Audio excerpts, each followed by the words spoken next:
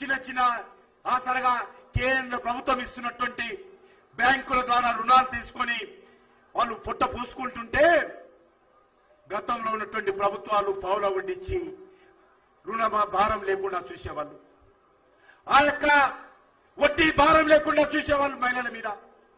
కానీ 9 సంవత్సరాలుగా ఈ యొక్క పొదుపు సంఘాలకు సంబంధించినటువంటి రుణాలు తీసుకున్నప్పుడు ఆ వడ్డీ భారం పూర్తిగా ఈరోజు తెలంగాణ ఆడబిడ్డలు భరించాల్సిన పరిస్థితి వస్తుంది. కాబట్టి ఈరోజు పొదుపు సంఘాల ఉసురు కేసీఆర్ పోసుకుంటున్నాడు. తప్పకుండా పొదుపు సంఘాలకు జరుగుతున్నటువంటి పాపము కేసీఆర్ కుటుంబాన్ని వదిలిపెట్టని సందర్భంగా మనం చేస్తా ఉన్నాను. అంతేకాకుండా ఈరోజు అనేక రకాలుగా ఈ రాష్ట్రంలో దోపిడీ జరుగుతూ ఉంది, అరాచకం జరుగుతూ ఉంది, అన్యాయం జరుగుతూ ఉంది, అక్రమాలు జరుగుతూ ఉన్నాయి. ఈరోజు కేసీఆర్ కుటుంబము ఎక్కడ దొరికితే అక్కడ దోచుకుంటున్నారు. హైదరాబాద్ నగరంలో, తెలంగాణ రాష్ట్రంలో ఈరోజు కేసీఆర్ కుటుంబ ప్రభుత్వము ఇది వాటాల ప్రభుత్వం. గతంలో కాంగ్రెస్ ప్రభుత్వము కమిషన్ల ప్రభుత్వం ఉంటే ఈరోజు కేసీఆర్ కల్వకుంట్ల కుటుంబ ప్రభుత్వము వాటాల ప్రభుత్వం.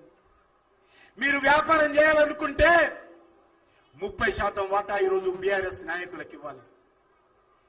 మీరు రియల్ ఎస్టేట్ వ్యాపారం చేయాలనుకుంటే 30% వాటా బీఆర్ఎస్ నాయకులకు ఇవ్వాలి. ఈరోజు భూముల వ్యాపారం చేయాలనుకుంటే 30% వాటా ఈరోజు బీఆర్ఎస్ నాయకులకు ఇవ్వాలి. ఈరోజు అపార్ట్మెంట్లు కడితే 30% అపార్ట్మెంట్లు బీఆర్ఎస్ నాయకులకు ఇవ్వాలి. లిక్కర్ వ్యాపారం చేస్తే 30% వాటా బీఆర్ఎస్ నాయకులకు ఇవ్వాలి. ఇరిగేషన్ ప్రాజెక్టులు కడితే 30% వాటా కాంట్రాక్టర్ ఈరోజు బీఆర్ఎస్ నాయకులకు ఇవ్వాలి. దళిత బంధు పథకం పెడితే 10 లక్షల రూపాయలలో 3 లక్షల రూపాయలు 30% వాటా టీఆర్ఎస్ ఎమ్మెల్యేలకు ఇవ్వాలి. ఇది నేను కాదు, టీఆర్ఎస్ పార్టీ నాయకులే చెప్తారు.